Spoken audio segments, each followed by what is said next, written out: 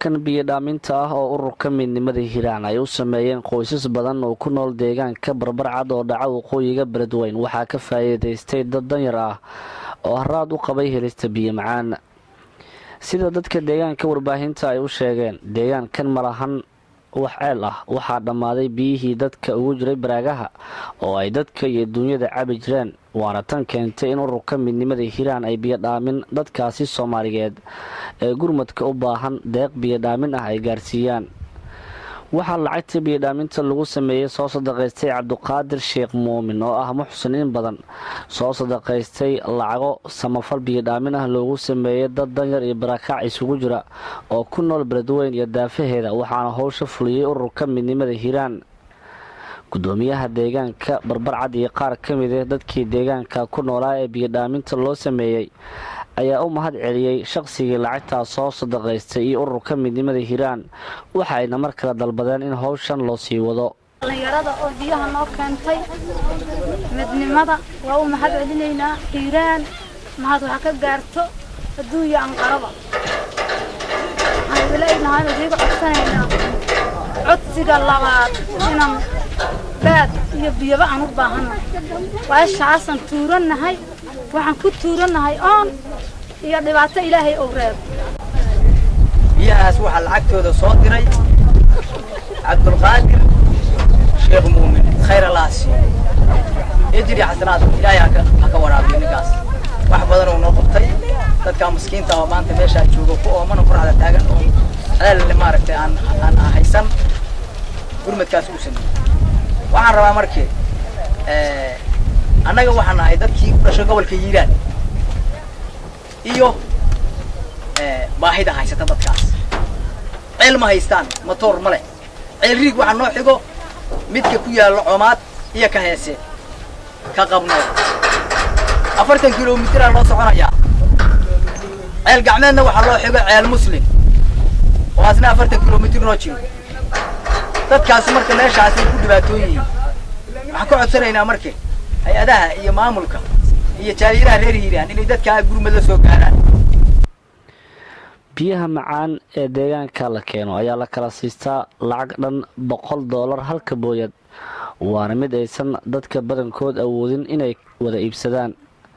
cabdi muumin iidow gudoomiyaha ururka midnimada hiiraan iyo xubno sarsare ee ururka ka tirsan ayaa ugu baaqay hay-adaha samafalka iyo maamulka gobolka hiiraan inay qaataan kaalintooda ku aadan sidii dadka biyo dhaamin loogu sameyn lahaa. الرحمن الرحيم وحساكي بيدعم سوق السيني ديجان كبربرعة ودو جرعلة رنتي ما شام كان بيان سوق السين وحقارق ني حالة بني آدم ورنتي آدو ليدتو أورد من الجيران بدوي بدن بيوحون بيدعم كسمايو مقالة بلدينا مرة ساك وحنسوق من الدولار مقالة بلدينا ديجان ودو ماشي حد أنجو من بربرعة وحقارق رنتي واحد رنتي آدي آد لوجنا حق هايدا سنفالك إمام الجيران وحقا سنة عندك كان مساكين ده وبيها أباهن وبعد أباهن إن عاويان وسوق الجيران حلقي wax loo qaban lahay oo aad ugu liitan waa xilligan oo kale marka maanta hadii alla caawin waayo markana lama caawin karo.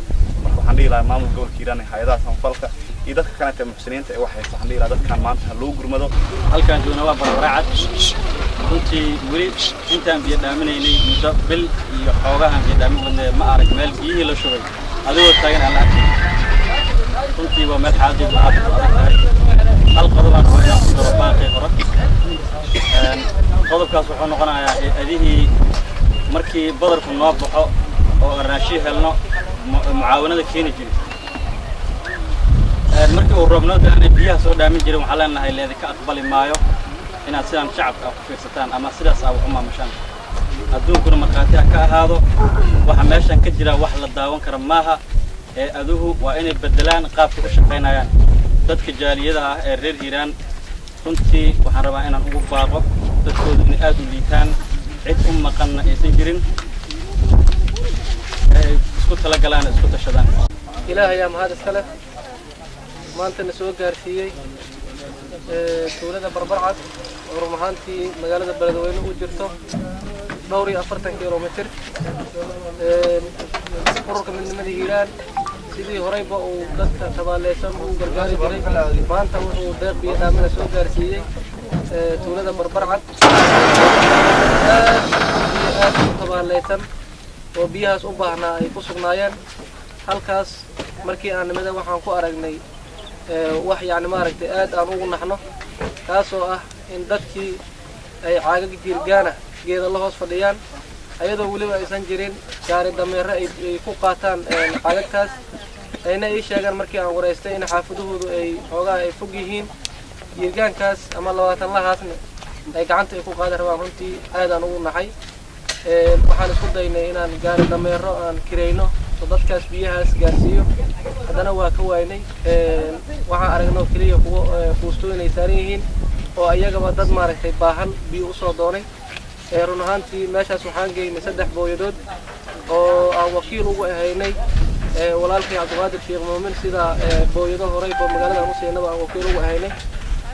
safarkaas dheer oo aan ku tagnay tuuladaas waxaan ugu wehlinayay agaasimaha wasaaradda tamarta iyo macdanta dowlad goboleedka Hirshabeelle Awil Maxamed Jibriil.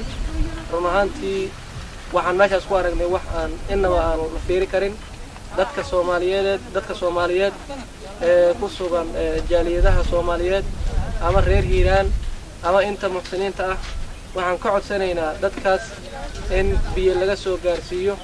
hadda 3 booyadood waa u shubnay, wax ka yeelana malan xilligan aan taaganahay. caawo intay ku baryaan unbay noqotay 3daas booyadood. waxay u baahan yihiin biyo joogto ah. inta keliyana maahan, waa dhammaan deegaanka ku heeran guud ahaan degmooyinka. run ahaantii waxaa cabasho aad u badan oo tan oo kaleeta ay naga soo gaartay deegaanka Eedaan oo hoos tago degmada Maxaaseed, halkaasoo ceelkii biyaha ay ka cabi jireen oo matoorkii ka jabay. dadkii iyo xoolihii aad meel fagaaraha oo qoraxa ay taagan yihiin ayagoo wax la siiyan aan lahayn.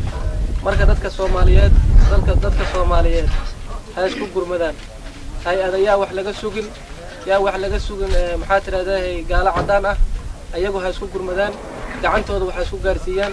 waxaa laga yaabaa inay jiraan dad maaragtay muxsiniin ah meel ay wax soo marsiiyaan la jiray. run ahaantii hadda waa u jeediin meesha aan taaganahay iyo dadka aan la joogno. waxa soo gaarsiinana waa wax nin muxsin oo soo marsiiyay.